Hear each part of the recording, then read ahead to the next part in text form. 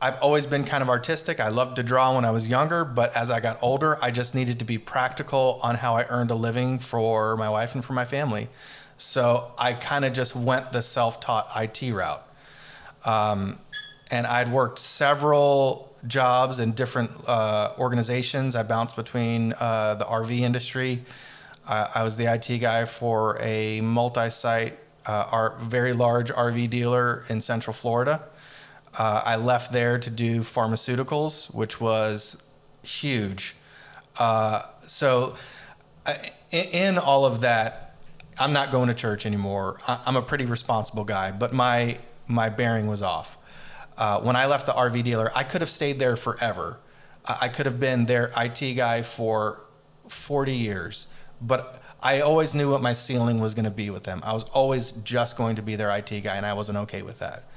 So I left there, and I pursued money, and I pursued it hard, and I got it. So I left the RV industry. I went to pharmaceuticals with some people that I'd worked with before, and we ended up turning a smaller office support team into a national support team, which we started a company off of, which, man, for like 18 months, I'd never made more money in my entire life. Seriously, what I would have made in 5 years at the RV dealer, I made in 18 months. So it was really life-changing. But as soon as it came up, it went down. Just how the government dealt with the type of pharmaceuticals, it was compounding pharmacy. There's a long story behind it, but the contracts just dried up. They dried up in like 4 to 6 months, and we just couldn't recover. So ultimately, I was left completely depressed, completely empty. I'm sitting on this pile of cash, and I'm more sad than I've ever been in my entire life. Because here, this is what I wanted. I wanted to be a business owner. I wanted to be this. But that's not ever what God designed me for. And it took me so long to realize that.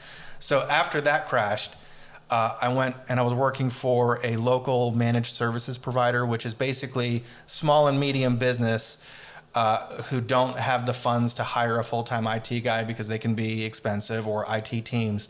They would outsource their IT staff to a managed services provider, and they just run their entire operation, which was awesome. I loved it. I got to deal with different industries, different clients, which the older I get, the more I think I like instead of the work. And it's not to say that I don't like the work. Please don't hear that. But I like the people and the processes around what drives all that. So the work was great, but the workplace was toxic. I liked the guys I worked with, but their work ethic wasn't my work ethic. I wanted to work for the customer, and they didn't really want to, and that caused conflict. And I work for a church, and I try to be good, but sometimes I can't always de-escalate. And when you're in a situation where you have multiple people who both don't de-escalate, it becomes arguments in the office. And I just got to the point where I'm like, I just can't do this anymore. So I started applying everywhere. I mean, it got to the point, Devante, where I wasn't even seeing any new jobs on Indeed and ZipRecruiter. I wasn't seeing anything anymore. So I did something that I hadn't done in like 20 years. I got on my knees and I begged the Lord. I said, whatever you want me to do, I will do it.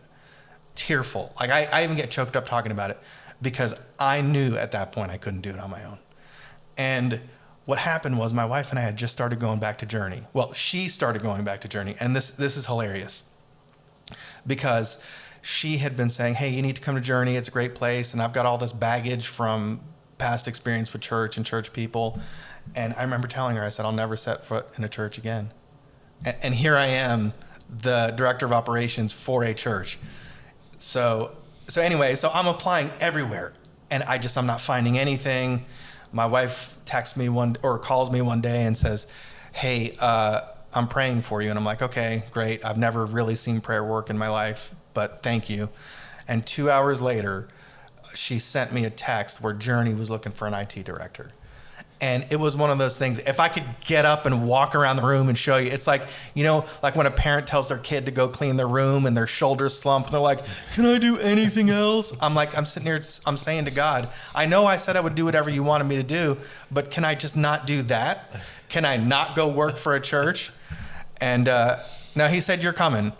So I ended up getting hired on at Journey. And it was so funny, man, because right as we were starting to go to Journey and before that job offer kind of came through, I was going to a 5 a.m. men's Bible study we called it Man Zone back in the day. And the theme for that was a man in his work. So here I am struggling with work and what am I going to do for a living? And God's preparing me to come work in his kingdom. It just was crazy. So yeah, that was in April of 2018. I got hired to be on staff at Journey, totally green in my faith.